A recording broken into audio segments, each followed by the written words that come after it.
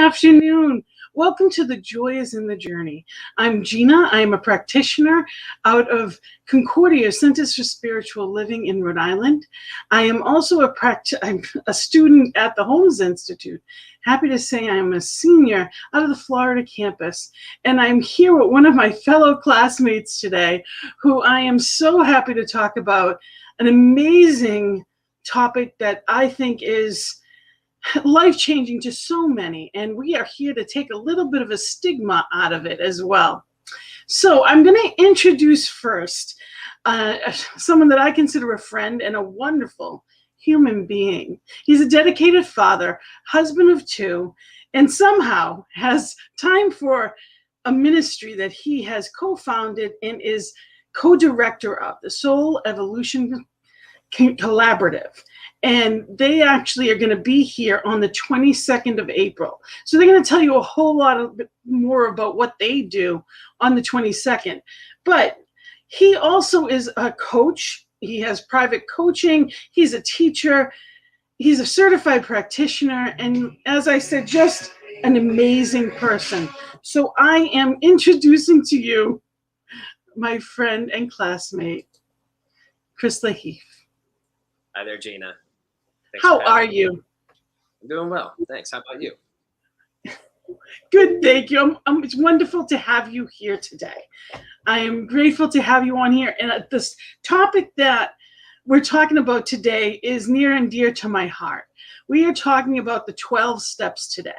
And it is about the 12 steps, yes, the AA 12 steps, and it's about transformation through them.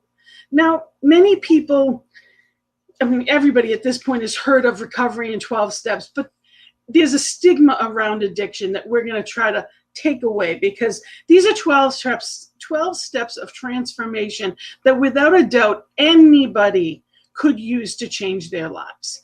This is, if anyone hasn't ever looked into these, please take some time and pay attention. And, you know, maybe rewind it, look again, send it to people, anyone that has a stigma in it around it. And Chris and I are going to be speaking about this today just from people that have experience. We both have people in our lives. We have personal experience. We have all kinds. We've been around it and known about it for a long time. And that's really what we're talking about, just from the experience of science of mind, looking at the 12 steps and the beauty in it. And the reason that, you know, really it struck us, at least for me, the reason I wanted to do this topic most of all, is there's so many people that find science of mind through the 12 steps. And there's a stigma sometimes that, you know, recovery or addiction or anything like that comes with sometimes. But the truth is, we're all working on whatever it is we're working on. And recovery is just getting better every day in every way. So today we're going to talk about that through the mindset of science of mind, looking at each step. What does it mean? What does it look like? So, Chris, let's start off. Just tell me, how do you feel about being here? What's going on with you? Talk to me about what this topic means to you. Oh, okay. I don't know if I lost you there. I lost you off the screen, but I'll go into what I found about this is the 12 steps are absolutely useful for anybody. As I was, talking to a loved one many years ago and describing what the 12 steps were, the person commented like, that sounds like that would be something that would be good for anybody. And I was kind of moved by that. And so that was, really the inspiration for a workshop that I wanted to do. And maybe we will do at some point. Oh, hi there. And it was, just basically looking at how the 12 steps, just for anybody, whether you were in an addiction or not, just to learn the different tools for going within, introspection, addressing things that you may or may not know affect your overall consciousness, and then moving forward in an intentional and conscientious way. That was my original inspiration. Sorry, I didn't mean to disappear on you. I just figured I'd give you the screen for a bit. Let them say hello.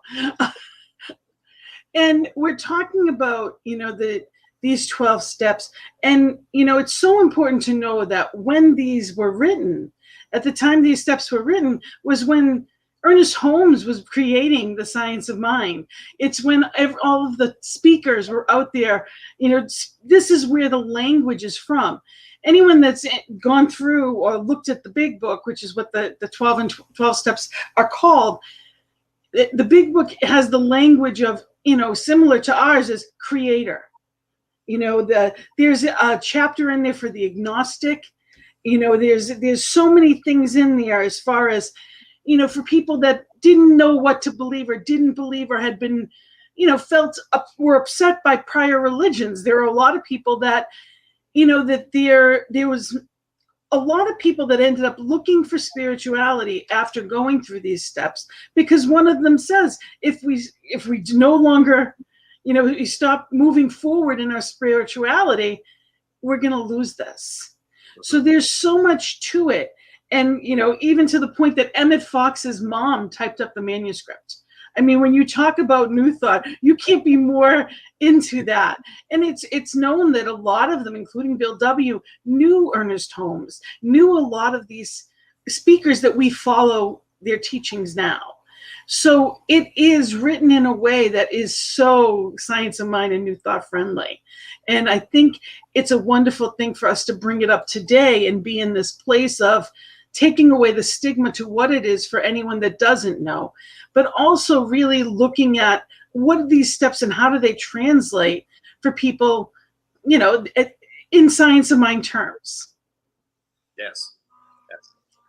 So we have only an hour, and this is a topic that could go literally for days. I mean, it's a study that is lifelong for many people. And it is, to me, it is the greatest self-help book, short of books such as the Bible or, Science of Mind, the textbook itself.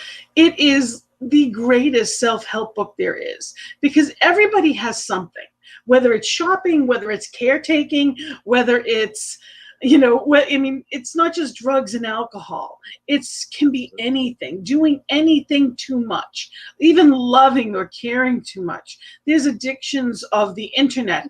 How many people have so many hours of screen time? There's so many different things that this is helpful with. So we're going to go through this in the science of mind way. And the first step is we admitted we were powerless over, it says alcohol, and I put these down in the wording that is actually in, the Alcoholics Anonymous book. So you can transfer that word for anything else. We admitted we were powerless and that our lives have become unmanageable. So tell me, Chris, when you see that, what does that mean to you? Well, for me, and like with the science of mind, how it kind of ties in is, it's really just our lives when I call it our small s self.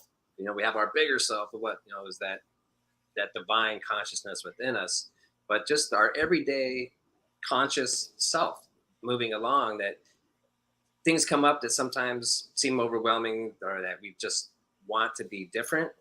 And so really just acknowledging that there is something bigger in the universe that can help us out with that we don't have to try to struggle and fight through everything on our own. Yeah, it's learning how to look at life in the bigger terms. Our lives have become unmanageable and powerless over whatever that thing is. And I look at that as ego self, because I know that the power that created the universe is within me.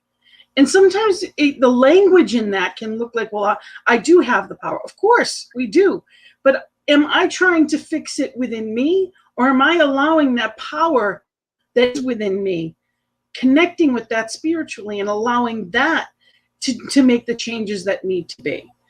In and of myself, I am nothing. That's, even Jesus said that. Of myself, I could do nothing. It is the Father within me that does the work. And that's what we're looking at communing with.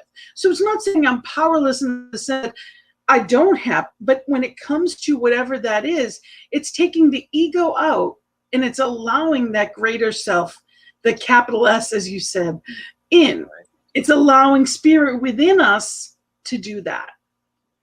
Yep, absolutely. Letting go a little bit of the need to swim upstream. Just say I can't. Exactly.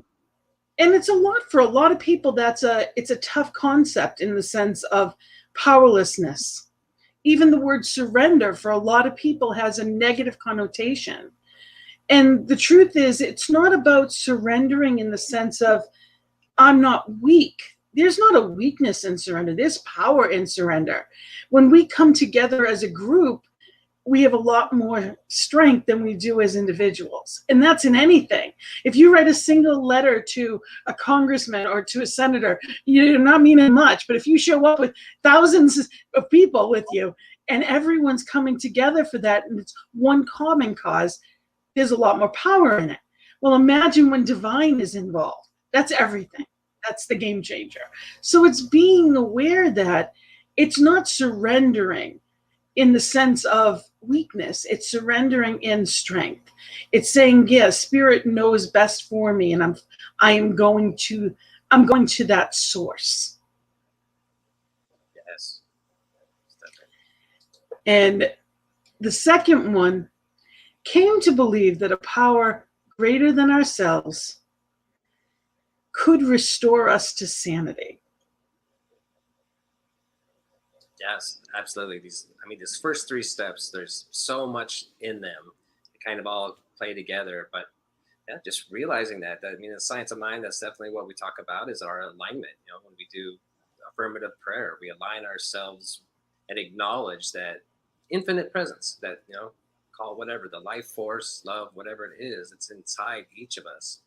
And so, yeah, just acknowledging that that is there. We do that in the science of mind, and we do that in 12 steps as well. Just acknowledging that, yes, there's something there for us. As Ernest Holmes said, there's a power in the universe greater than us, and we can use it. Absolutely. And it is that using it that makes all the difference. Yes. And, to know that power exists, and then, some people, like I said, there's a chapter for the atheists and agnostics. And it doesn't have to be what it was in your childhood. It doesn't have to be anybody else's version of. I've known people that whatever they may call it nature, they may call it source, they may call it all kinds of things. And that's the thing itself. That's what we talk about in Science of Mind, the thing itself, the allness of the universe, the isness, being in that place, which is a beautiful thing. And sometimes people read things in a way that it's against. There is no against. That's, to me, the greatest part of New Thought, that we're not against any teachings. Whatever gets you to a place of, it's simply knowing that there's something bigger. And it's calling out to that something bigger to allow it to create in the direction that we want to go into that healthiest place. So it's not surrendering into something we don't want, but it's giving away for what we do. The lesser for the greater. Most definitely. And I love that whole idea too of, in the 12 steps, that come to understand, the power of God is there to help us, but it's God as you understand it. And it's very much like you just explained, in Science of Mind. But it's not so much about the label. We just know that there's something bigger. And in 12 steps, occasionally you'll see somebody that has a God issue, and they're very forgiving and allowing of how it is. Where I've even heard, God described as an acronym of group of drunks. That just in that group of people, I know it's kind of shaming, which I don't mean to be at all. But no, not at all. The group is definitely for a lot of people, that's the beginning.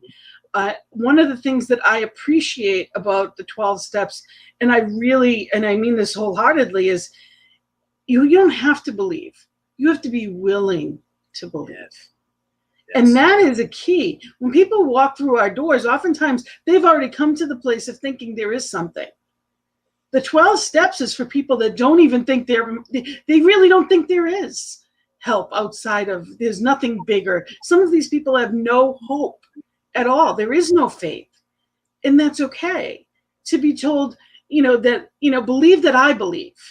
There are people that start with that. They meet people that they see a change in them and they want what they have. So they believe that they believe. Yes. At times I've had people, and even in not to do with 12 steps anywhere, they've asked me to pray and they have no faith. And I said, well, why don't, if you're asking me to say it, or you can do it too. No, because they don't believe in it. But clearly they do believe in it if they're asking me. That's the thing about it, the irony. But the gift of the 12-step programs is that you can walk in from wherever you are in your love, much like New Thought. That's the point of what we do. We greet people exactly where they are is where they're supposed to be. And I think that's part of why people reach out and find New Thought. Not only because the language is the same. When I walked into the doors, of CSL, I heard, the language of people that I already had been reading, Marianne Williamson, and my favorite author was Louise Hay. I absolutely loved Louise Hay, and she was a practitioner. She was a minister at one point within the so she fully started from religious science and then moved on from there. So it's wonderful to see, like Wayne Dyer and Deepak Chopra, all of that language is all New Thought language. And that's what you're going to find. So it's a beautiful tool for any part of life, which is really important. Absolutely. Made a decision to turn our will and our lives over to the care of God as we understood him. That goes along with what we just said too.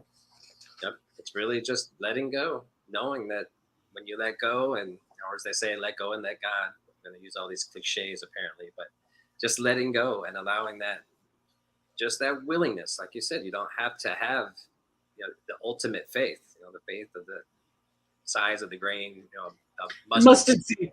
That's just a willingness to believe. Like, I may not believe now, but I'm willing to just give it a try. So yeah, just really letting go and opening up. Exactly, see what happens. And there's a lot of slogans like keep showing up till the miracle happens, and there's all types of different, because it's different for every person, just like these teachings mean something different. I think that's the best part of, since I've come into here, is we are teaching, we don't even consider ourselves a religion. We are religious scientists. We're in a place of, it's a spiritual teaching. And the whole point of it is it's a teaching. So we are constantly learning, constantly taking classes, striving to better ourselves in amazing ways. And that's the whole point of it. And I really believe that that's the same thing with the 12 steps as well. And on this point, I think also there's the idea of, for an addict or somebody that's kind of, at their rock bottom, it's a lot easier to just let go and say, okay, let's see what happens. Give God or this higher power a chance. But for a lot of people, when we talk about how these beneficial the 12 steps would be to people that aren't in any sort of recovery program, or are living very functional lives and don't feel like they necessarily have any issues, to just, like, for the addict, it's easy to give up and let go. But I think a lot of people out there are unaware that there are programs running underneath. So that is kind of, really what we're talking about, is getting this kind of message out to the masses, that there is something to let go in, and just like we said, just see what happens, give it a shot, and see if your life becomes more manageable. It's hope. It's hope. It's a life raft. No matter what, there's always a place to be without judgment. And that's the most important thing, because, throughout, when I was growing up, that, guilt, shame, I was raised in an Italian Catholic household. There was a ton of guilt. People lived and thrived on it. And that's not how I choose to live today. I make choices, hopefully for the right reasons, but there is some clarity behind it. But it's not because I'm supposed to.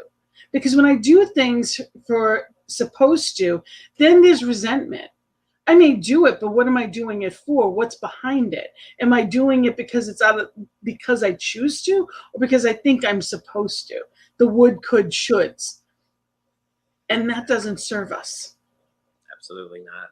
So it's taken away the guilt and the resentment and the emotions that may, all of that crap that basically blocks the light of the spirit. And there's even a line in there that talks about the sunlight of the spirit. And it really is, it's about clearing the path to be able to be free to experience spirit in that way. And the fourth step, which is, as little as it looks, can take years, depending on how much you put into it. Oh, yes. Made a searching and fearless moral inventory of ourselves. Now that's, a searching and fearless moral inventory of ourselves. Yes, fearless. I like that you emphasize that. Yeah, it can be very daunting to go and look within at everything, all the baggage that we hold, all the skeletons in the closet, all the wrongs that we have. I use wrongs with quotes that we have done in the world, and then all the wrongs that have been done to us. So it's a whole bunch of really shadow work, a lot of the dark stuff within us that all affects our overall makeup and our consciousness. And most, well, I don't want to speak for everybody, but I know a lot of people all their life, they just kind of pack that stuff down and get it out of their immediate awareness and then let it go. But we know how that stuff, it has a way of coming up. It needs to be dealt with. So that's why I think 12 steps would be so powerful for anybody. It's because you can't just bottle that stuff up and not have it emerge somehow. Louise Hay is one, would definitely say that the feelings that we pack down in there, they manifest as health concerns quite often, as illnesses, stress, psychosomatic. Absolutely. Whatever the ism is, whether it's gambling, whether it's drinking, whether it's food, whether it's, whatever it may be, whatever the ism is at the end of it, it's all we did that so that we didn't get, over what was bothering us. It was the tool, it was the mechanism. Whether it was being codependent because I didn't know any other way, but to take care of the people that I thought I was supposed to. Whatever it is, whatever it may be, there's no shame in it. We did what we were taught to do. And as we go through these steps, and, it talks about a fearless moral inventory. It's not in a way of shame. That's the most important thing to bring about. It has nothing to do with in any way feeling guilty or shame. It's taking the worst stuff in stock and removing it. It's clearing it so that I never have to think about it again. There's so many resentments that we build up over a lifetime. Things that, whether we think we're a mind reader, how many of us think that, oh, that person was looking at me wrong? And the truth was they were thinking about something on their own. You had nothing to do with anyone else. But how many of us have our own shame or guilt that we've experienced through life, and we carry that baggage with us? The would have, could have, should have, or it's the not enoughness. And that's really in that, step 4 is where all of it comes to light. It's a process that it's a self-seeking process.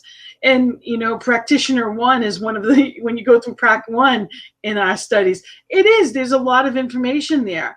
But I've known people that had 15 notebooks walking through step 4, 15 notebooks, as opposed to, the 1 year of training for, so it's depending upon how deep you go into the study of, because we can't be our best selves without knowing ourselves.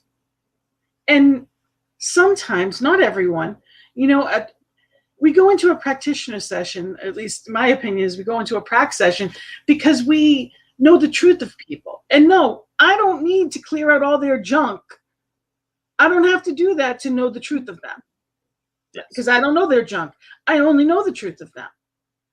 But what happens sometimes, and we see it with people with diseases often, is it grows back. So sometimes the gift of this is to go through it, clear it all away, so we never have to again.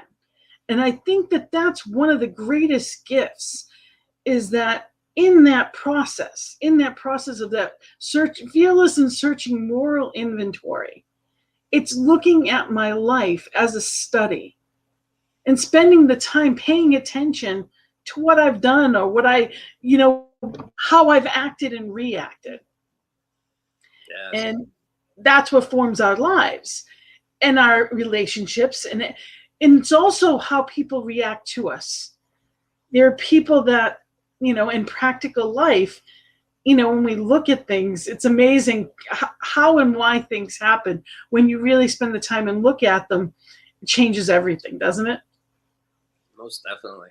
Yeah. And the fourth step, it was very like CBT, cognitive, behavioral therapy as well, because we looked at what happened, what was the event. We just label it without that judgment, and then we can look at it. So what's the story I told myself about it? Because quite often that's where Exactly. the problem comes from. And what could I have done instead? I love that line. And the answer is trusted and relied on God. It's always the answer. What could I have done instead is always trusted and relied on God. Whatever you call it, source, power, whatever you call it, trusted and relied on that. Mm-hmm. And, when we look at that, that's no different from what it is that we teach. In every instance, that's the basis of it all, right? But it's plucking out and looking at those things. And the greatest gift is when we see our patterns and we see the end result of those patterns, we can change our patterns. Yep. But you can't change what you don't know. Absolutely. If you're unaware, you're just going to repeat and repeat and repeat. And you're always wondering why it keeps happening to you. But once you're aware, then you're able to take the steps to change it. It's where the victim mentality, things are done to me instead of through me. And in that process, it's an awareness that it's not about to me. It's about, okay, I see when A and B, then C happened, which is amazing to me. Like the clarity that came through it, the empowerment of it, because we know we're not victims in any way, shape, or form. We're creators. But until we live like that, it doesn't work. We're not going to see the demonstrations. Yes.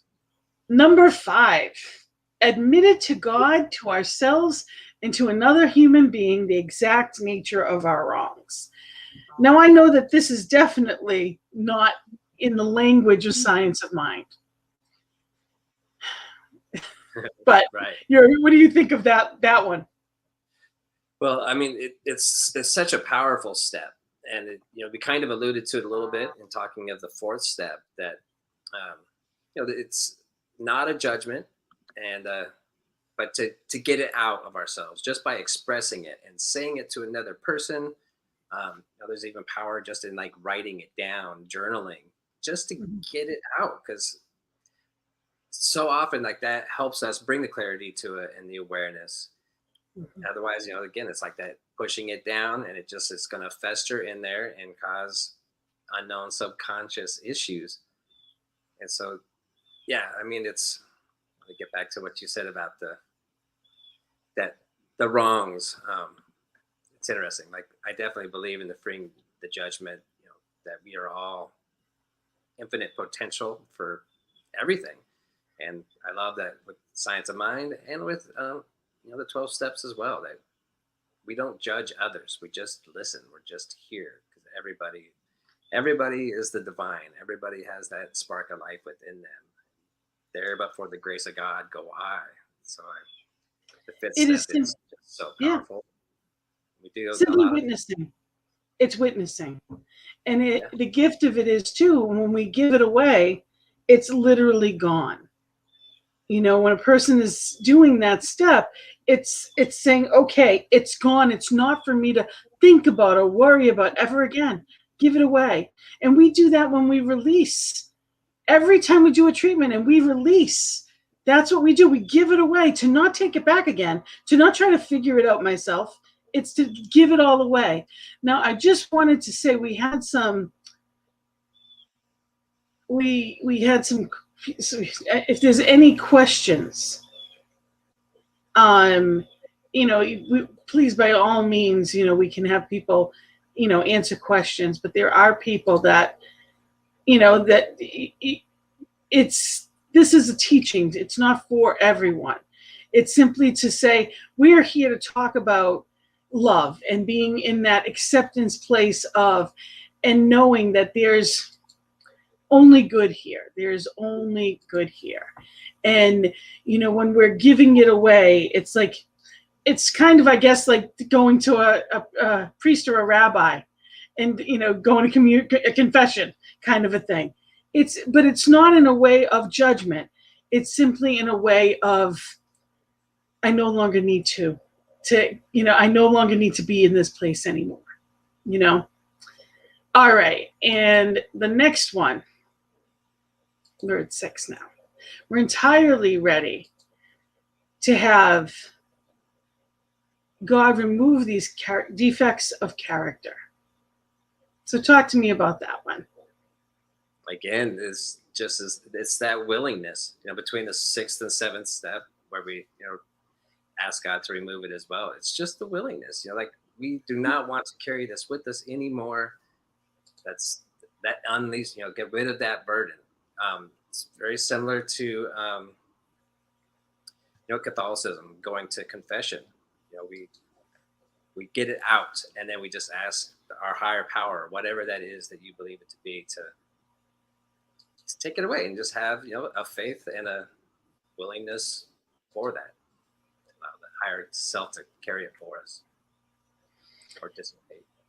And it's just, again, in treatment, entirely ready to remove these defects of character. So if there's things that I call them weeds, when fear, doubts, insecurities, whatever it may be, whatever it is, that old patterns that didn't serve me, I call them weeds. So we can pluck out the weeds of fear, doubt, insecurity. And that's what we do in that second part, and in the third step of. The second part is where I know who and what I really am. But that third step of treatment is where we now say, get rid of it. I know who I really am, but I also, some people use that. We have to find a clear path. And as a practitioner, and that's everyone, whether you're licensed or not, if you're doing treatment, you are in that place. You are that. So it's simply knowing the truth, and whatever needs to be done in that step 3. There used to be 7 steps of treatment where we would have that denial. It is not, and I whatever it is, it's knowing that I know that this is not the truth of me, and letting go of any fear or anxiety, letting go of any actions that did not serve, letting go of everything, and just giving it over and releasing it. And we do that, but we use different language. To me, when you read that, it does, it denotes guilt. Remove these character defects. It's not about that. I mean, it can be anything. It could be spending more than you would like to. It can be whatever it may be, you can put in there. And don't we go to Spirit for everything? Isn't that what we're taught? Isn't that the whole point of our teachings? That, Spirit in me, as me, is me. Therefore, it's a communion with. Isn't that the point? So when I find something that doesn't suit me, and if I'm having difficulty, that's when I go to treatment. So it's not about something outside of me. It's not saying it that way. It's simply allowing whatever it is that you believe in to help. Definitely.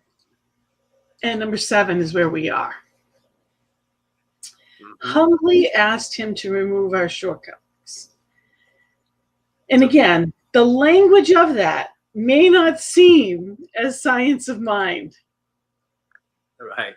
I was gonna say there's just a slight difference there. In science of mind, we just have faith and we know that it's happening. So it's less of an asking in science of mind. It's more of a knowing, but it's semantics. It's really the same thing.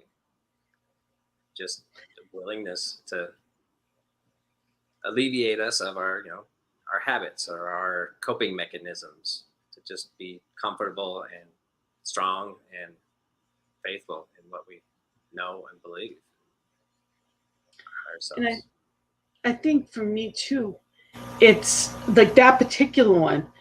It's the taking the ego out of it. It's humbly asked to remove.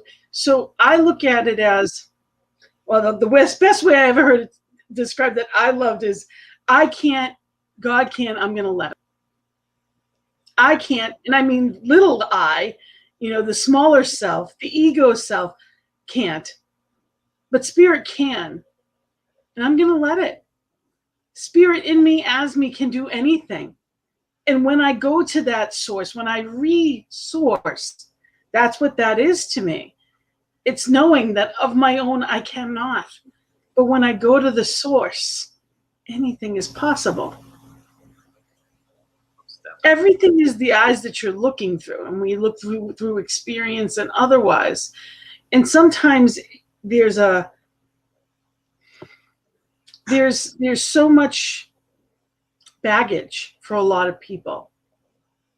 Every person is an individual, and every person at every point of their life is completely different. So it's one of the things that you really see in any 12-step program is you can see people transform in amazing ways. And if you're going according to, this year, that's really what we're talking about at CSL as well. We're talking about that transformation process and being in a place of, what is the vision? What do we choose? And how do we, what does spirit want of me? And we're learning to look from that higher lens. But sometimes you got to get the ego out of the way. And everyday life is where that ego plays. So that's where that humility comes in. It's realizing, okay, there's something bigger, and I'm going to go to the well. I love that you emphasized humbly, because that is definitely what it is. It's not an arrogance. It's not a saying, that I am somehow channeling God. Oh, it's just a humble acceptance that this higher power is with us. So, great point.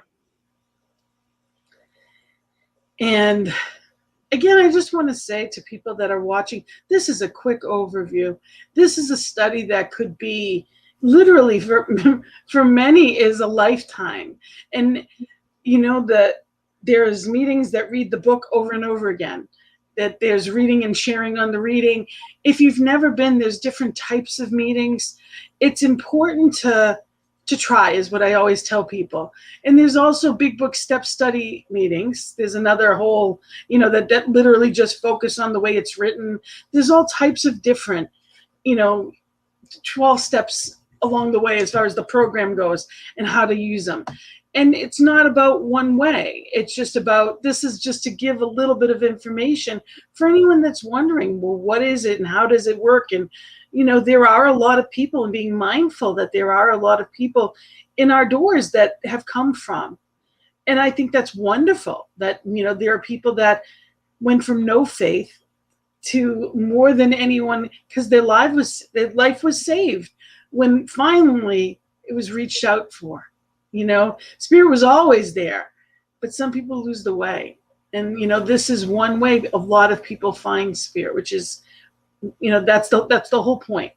What I love about our teaching is that it's all about, whether it's something, think about, I always love the analogy of the mountain. We're all climbing the mountain, every different faith. It doesn't matter. There's not separate mountains. There's only one spirit, whatever you call it. There's one creator. There may be different names, but we love them all. And that's the beauty of it. There is no wrong. So in the interest of time, I'm going to move along. And number 8, made a list of all persons we had harmed and became willing to make amends to them all. And this, again, sometimes, people look at this and you could see guilt. You could see guilt, shame, whatever it may be.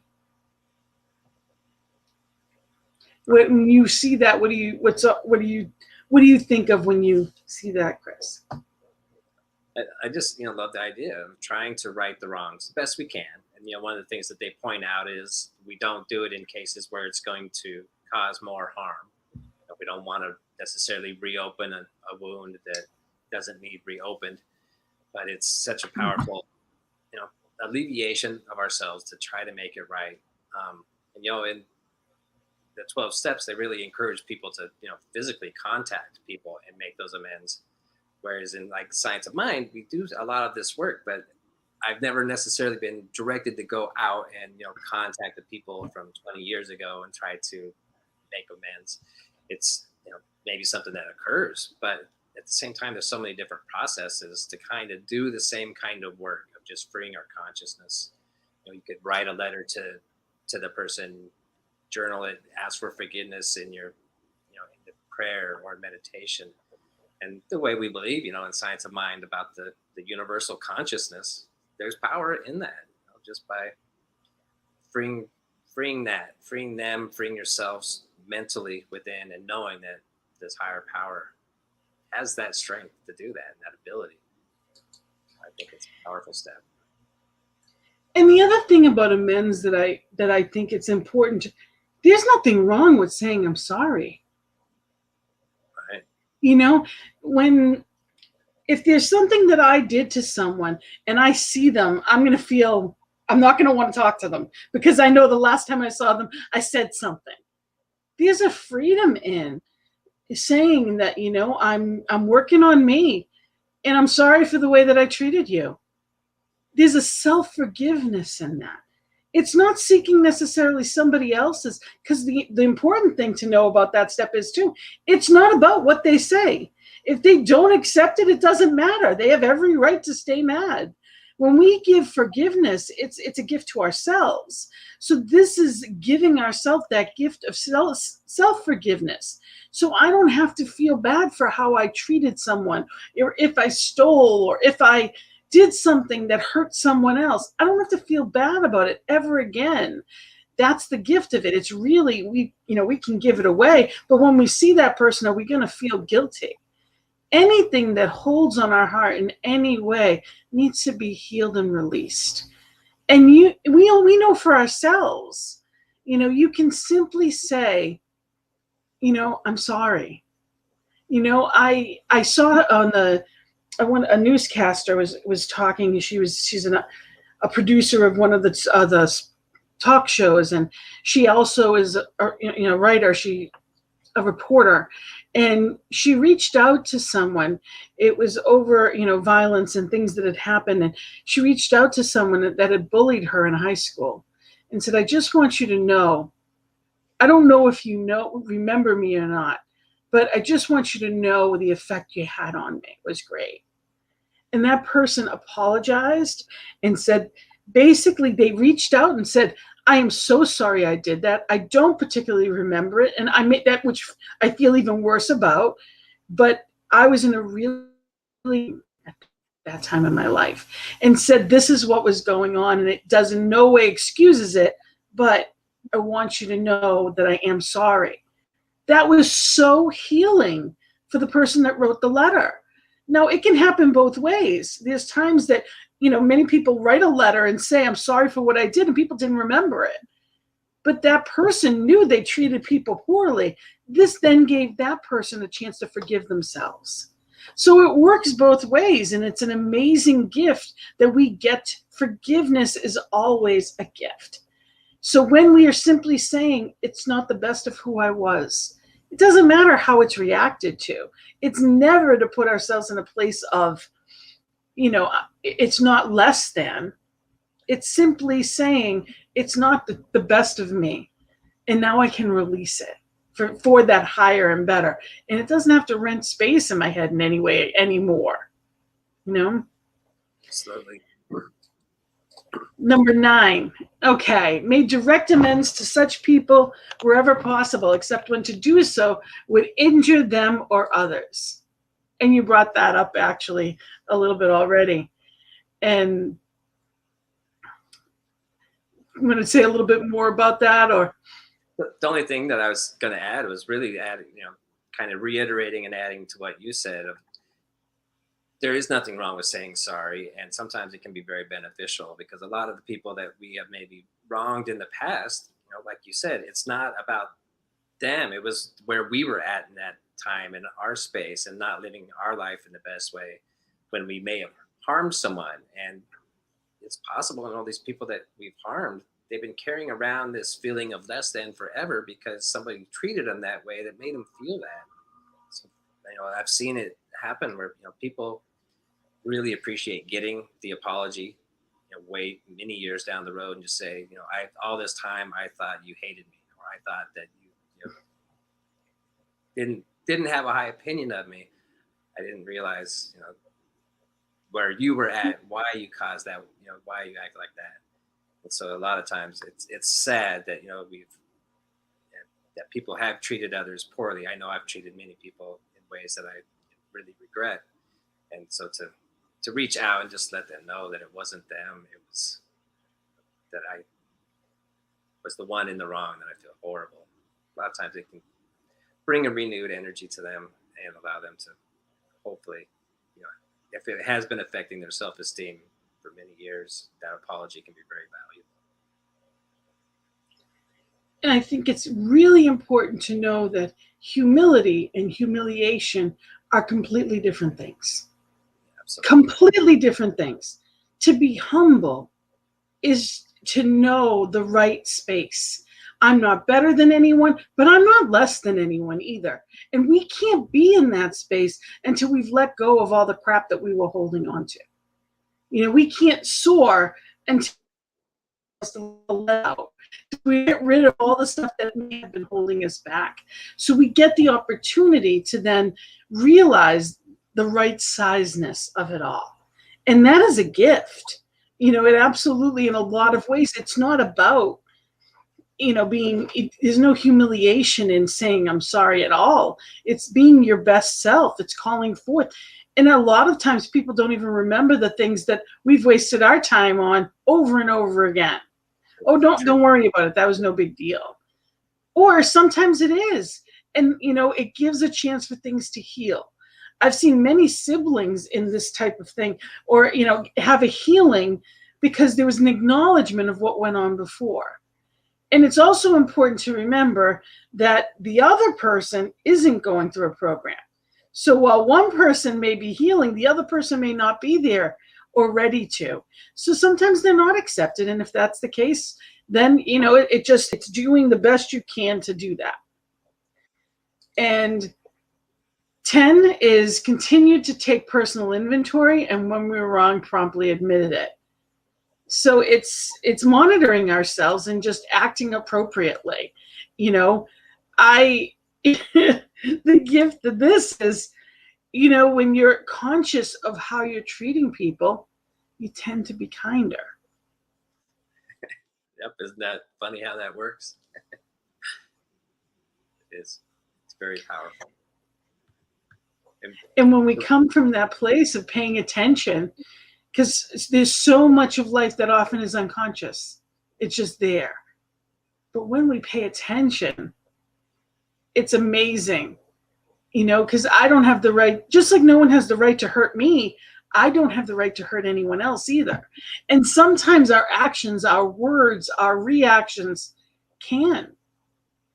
Most definitely. And if at some point I did, and I know that wasn't my best self, I need to say sorry. And I do it for me. It's not about anyone else. Because if not, it bothers me. It brings me down. Absolutely.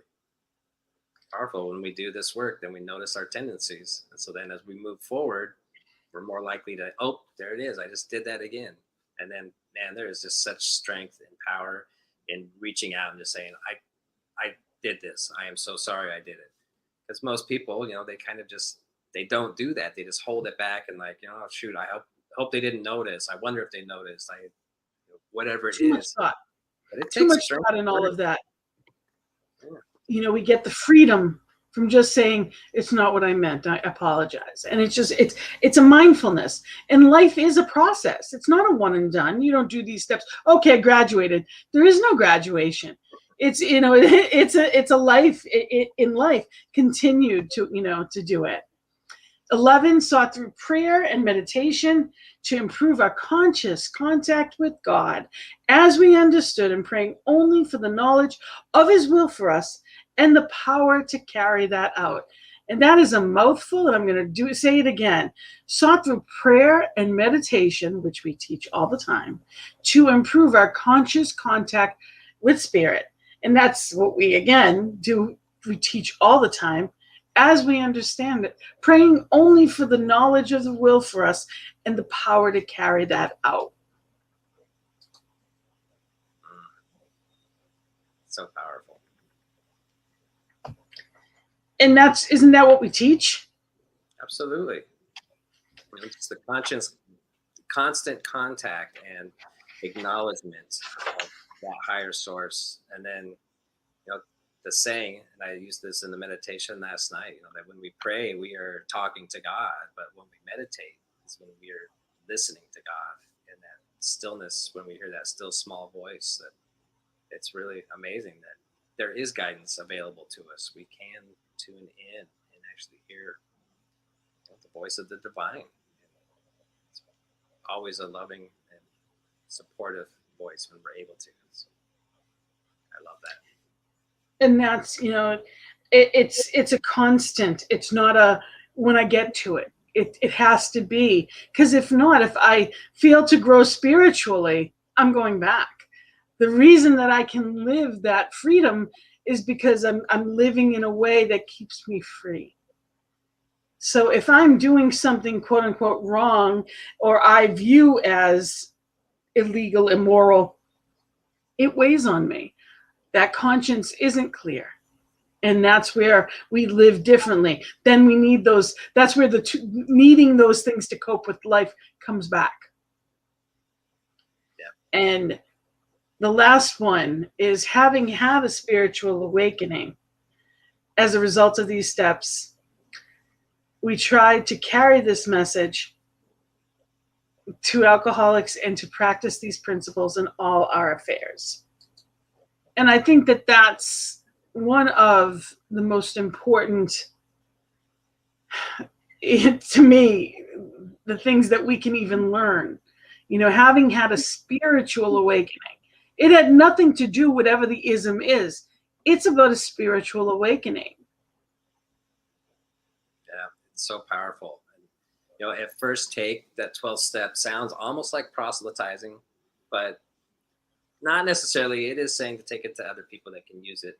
But, as we know, like in the science of mind, we teach that it's not, a philosophy or religion that we proselytize. It's just something that we are grow by attraction. So that as we have this spiritual awakening, it's pretty amazing how just when you show up in a different way, in an empowered way, and your life is more functionable, that people see it. And like you said, much earlier in the conversation, that people see what we have and decide that they want that too. Like, we attract those who resonate and who are ready to live life in a different way.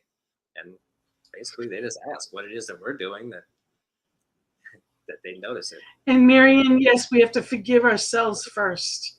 Absolutely. It's learning how to live in that freedom, which is the most important thing, because we want that life that is happy, joyous, and free. And to have that means that we need to live in a way that we are carrying, the message. And isn't that what it's all about? We say in our teachings all the time, a world that works for everyone.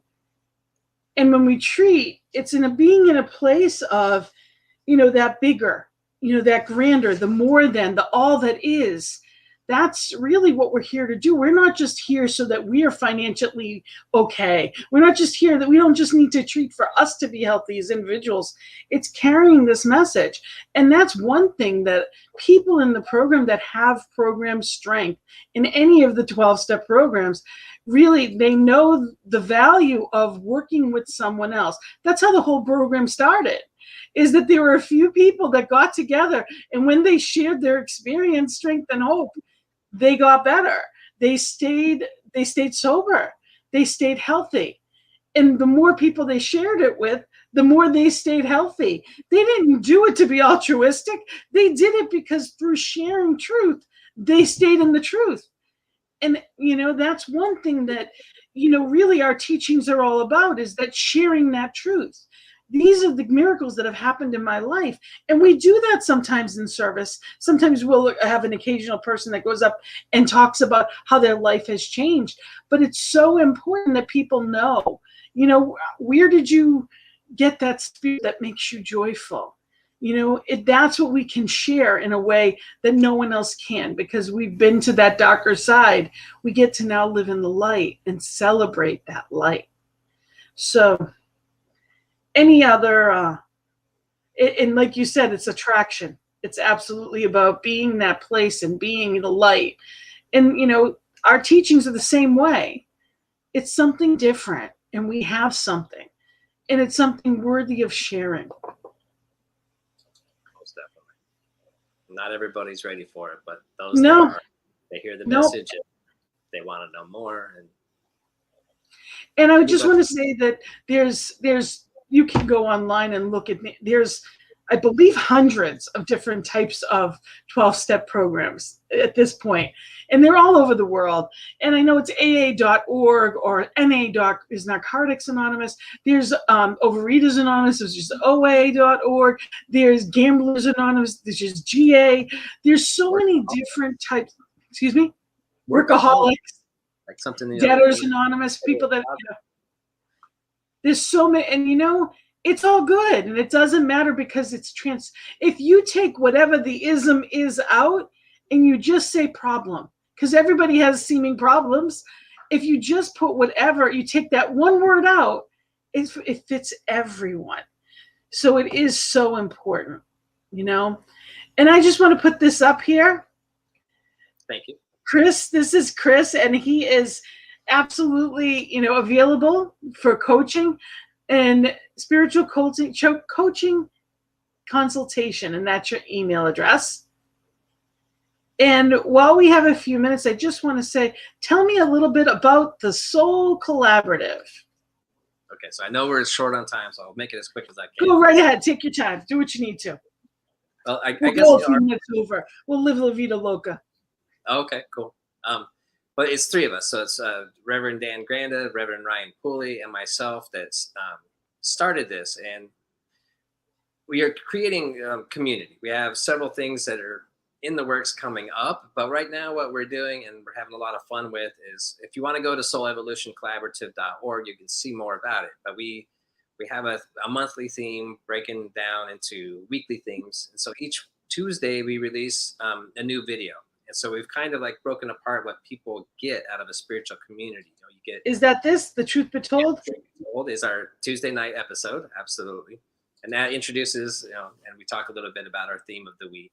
And then on Wednesday night, I lead a guided meditation that is usually based on the theme of the week. Sometimes it changes depending on what's happening in the world. But then Thursday, the gathering is on Thursday night, and you can sign up for that on the website. This has been our favorite part. This is where we come together and we just have a discussion with the members, like the people that come and join us as Soul Evolution Collaborative.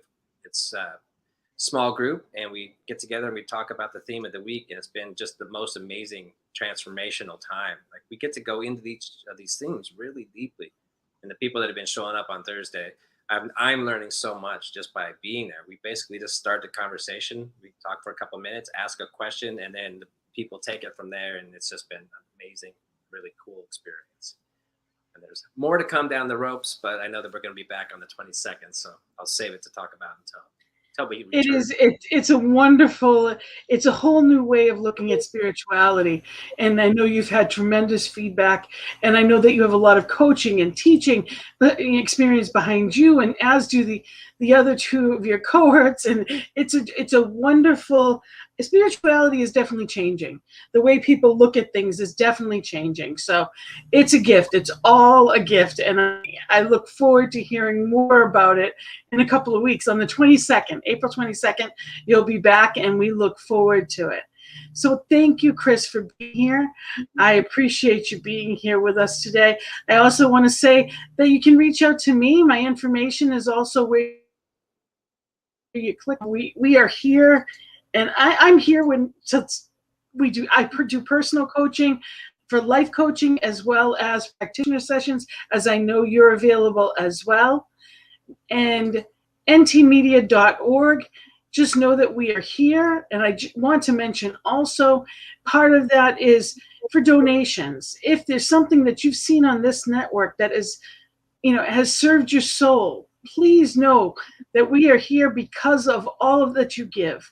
So please take go to ntmedia.org. There's a donate button, and just let us know, help other people find their way. So thank you so much for being here, Chris. And I appreciate your beliefs on this, and it's such an important topic. And knowing that the joy is in the journey, and we are here so that we can bring that joy to light more and more and in more amazing ways. So thank you so much for being here. And it is such a gift.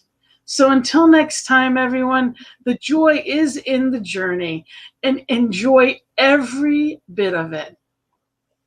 Blessings and love. Namaste. Thank you, Gina.